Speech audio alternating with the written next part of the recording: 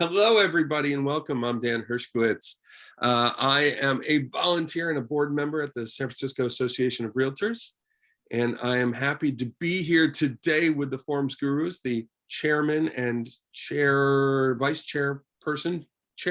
and vice chairperson of the Forms Committee, David and Mike, and they're going to introduce themselves in just a moment. We are here to give you 5 minutes on a new form that is probably on your screen right now called Fixtures and Personal Property Preferences Form. David, if you would introduce yourself, and Mike, if you would introduce yourself, and then I will explain why we have this form, and then the two of them will take us through it.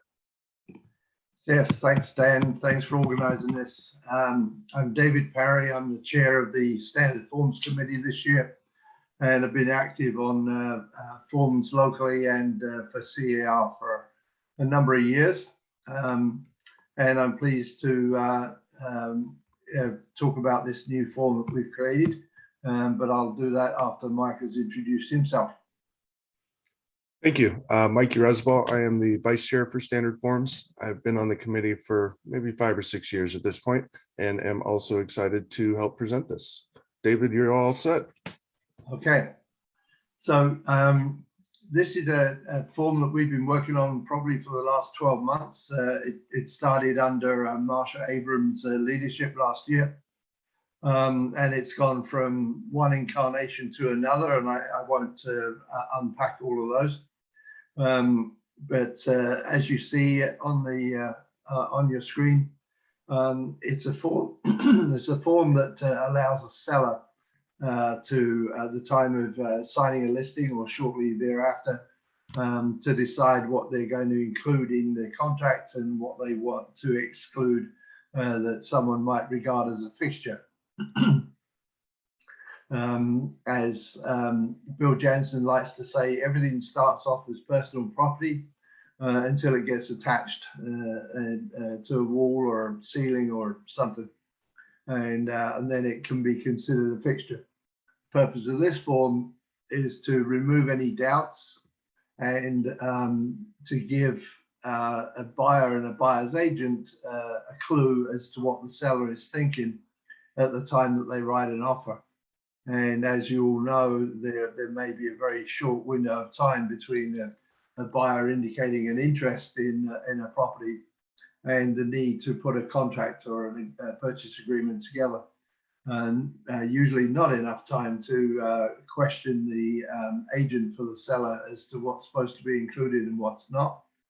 But we all know that it's the purchase agreement that actually determines those things, what's included and what's excluded. So this is a way to take away that panic at the last minute when you're trying to put a purchase agreement together.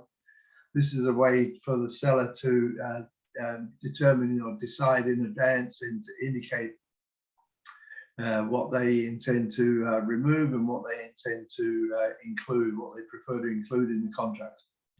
And also, Dave, let me interrupt you real fast and ask you and Mike a question. So this is all about paragraph 9, right? So paragraph 9 in our contract starts with a definition of a fixture in 9A and says that all fixtures are included unless specifically excluded. And then 9B is all about personal property included, and there's a bunch of check boxes for refrigerators and freezers. And then 9C is excluded items. And so if I'm hearing you right, the seller is saying to the buyer ahead of time, here's how we would like you to fill out the contract. But by the way, we're not just telling you how we want you to fill out the contract, we're sort of doing it for you.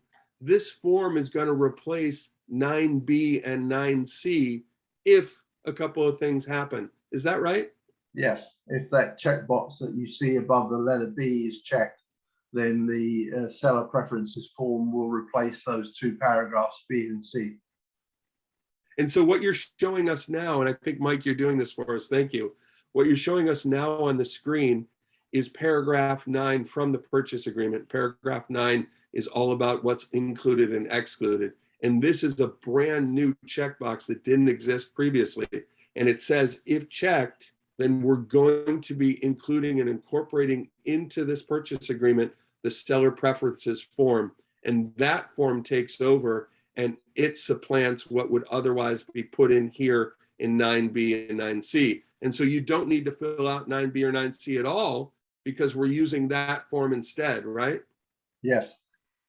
And in fact, if you filled out 9B and 9C here, it might be confusing because in theory, it could be contradictory.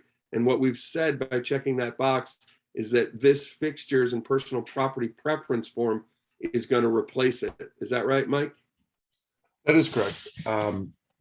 As a practitioner, first you want to have your seller fill this out. That doesn't mean that it's going to be used in the contract. Put that in the disclosure package. If a buyer's agent wants to include this, it does need to be signed by the buyer. If you do that and you're checking the appropriate box under 9A, this becomes part of the contract. Fantastic. So then, David, why don't you just take us through one more time, show us how we fill out this form, and I think we basically have done it. Okay. Paragraph 1.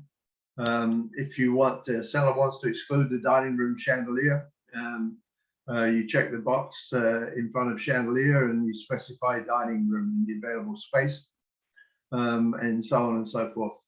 It's pretty straightforward. And we've reiterated that if any audio, visual or communications equipment brackets are removed from walls or ceilings, the seller will patch the holes but not repaint those walls or ceilings, which is a phrase we've had in the purchase contract for a while as well. Then included in the contract, the bathroom mirrors are often a problem.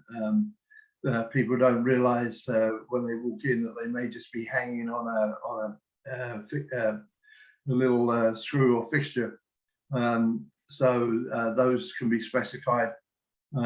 Appliances, some appliances might be considered movable. I'm just listing a property with a portable microwave, which the seller is going to leave. So we'll check the microwave box. Then paragraph 3 is an advance suggestion essentially to the seller, and this relates to paragraph 10 of the purchase agreement, which we didn't focus on when we were looking at page 2 there.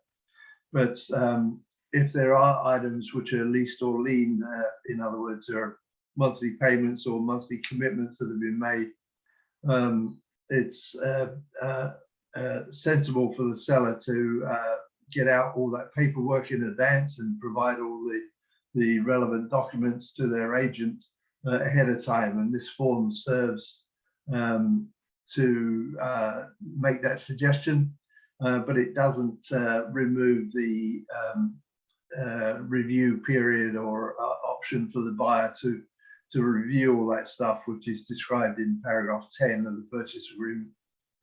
And in fact, that paragraph 10 is an actual buyer contingency for the review and approval. Yep. Thank you for that. Yeah.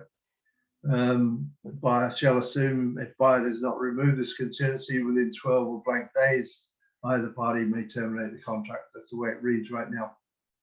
Great. All right, I think we did it.